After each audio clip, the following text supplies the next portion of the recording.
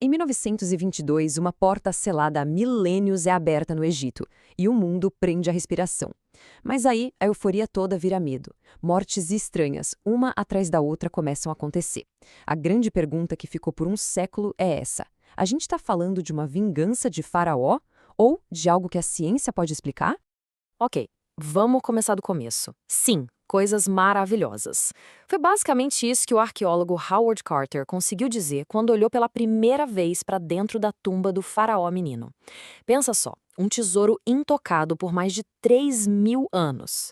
Era uma cena que parecia saída de um sonho, cheia de ouro, artefatos, simplesmente inacreditável.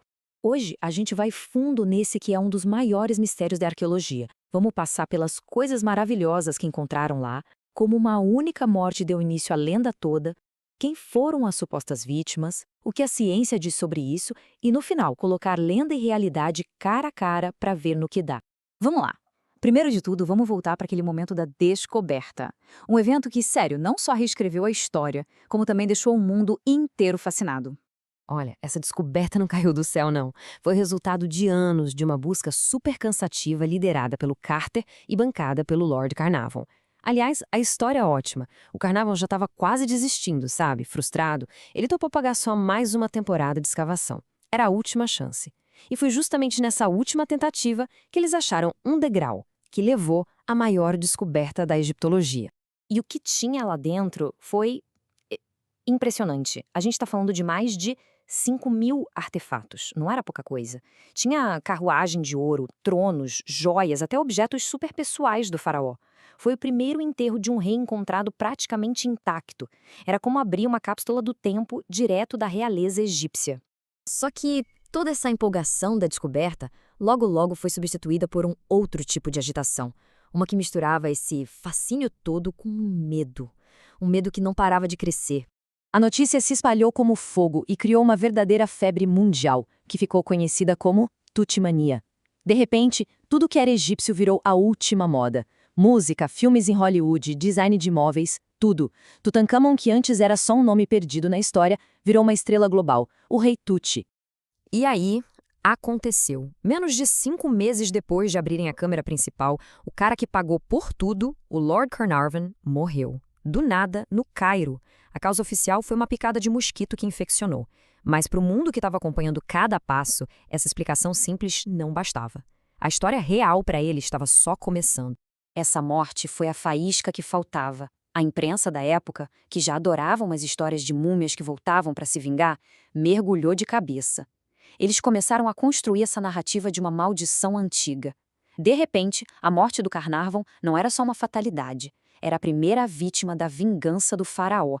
Pois é, a partir daí, a lenda virou uma bola de neve. Qualquer coisa ruim que acontecia com alguém que, mesmo de longe, tivesse alguma ligação com a expedição, era culpa da maldição. A lista de vítimas só aumentava. E a história ficou ainda mais sinistra com um monte de coincidências e supostos sinais. Por exemplo, o canário do Carter, que era tipo o mascote da sorte da equipe, foi comido por uma naja, que é um símbolo dos faraós. E tem mais.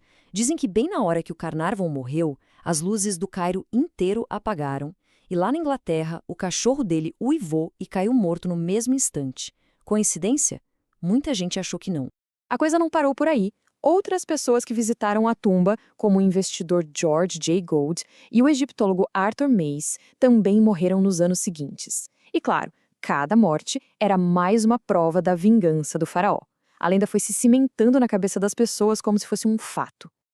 Ok, mas vamos ao que interessa. Tinha mesmo uma força sobrenatural agindo ali? Ou será que a ciência consegue dar uma explicação um pouco mais pé no chão para tudo isso? A questão que os cientistas e os mais céticos começaram a levantar foi essa. Será que essas mortes não podiam ser explicadas por alguma causa natural? Pensa bem, uma tumba que ficou fechada por 3.000 anos. Não ia ser o lugar mais limpinho do mundo, né? E a investigação científica começou a apontar para um suspeito bem pequeno, um culpado microscópico. A gente está falando de patógenos, tipo fungos, que ficaram ali, crescendo no escuro e na umidade da tumba por milênios. Um deles é esse tal de Aspergillus niger. E o Lord Carnarvon, que já não tinha uma saúde muito boa, seria infelizmente, o alvo perfeito para um bicho desses. E como isso funcionaria? Bom, o mecanismo faz todo sentido. Pensa assim, a tumba era uma incubadora perfeita. Durante milênios, os esporos desses fungos ficaram ali, quietinhos. Quando a porta foi aberta, pá! Eles se espalharam pelo ar e a equipe inalou tudo. Para alguém com a saúde em dia, talvez não desse em nada, mas para alguém com sistema imunológico já fraco, como era o caso do Carnavão, isso poderia ser fatal. E agora vem o golpe de misericórdia na lenda.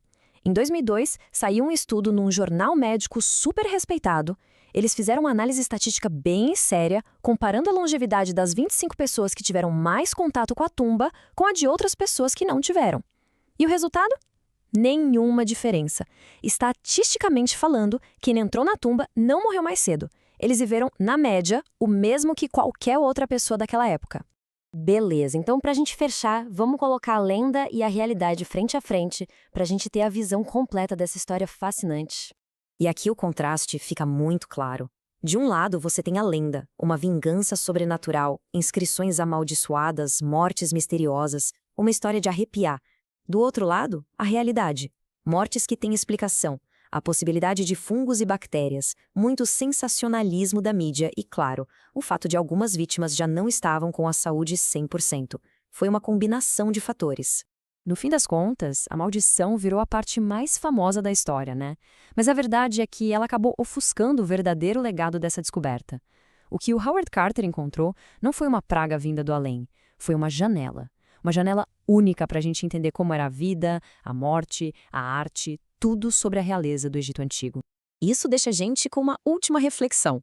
Será que a maldição, mesmo sendo uma lenda, não acabou virando a maior campanha de marketing da arqueologia? Pensa bem, essa história toda alimentou a curiosidade do mundo, mas talvez também tenha ajudado a proteger os tesouros. O medo da maldição pode ter afastado muita gente mal intencionada, garantindo que esse legado incrível fosse preservado e estudado. E agora a gente quer ouvir quem nos assiste. Qual outro mistério da história a gente deveria investigar? Deixa aqui nos comentários a sua sugestão, a gente sempre lê tudo, viu? E claro, se curtiu essa análise, não esquece de se inscrever no canal para não perder as próximas.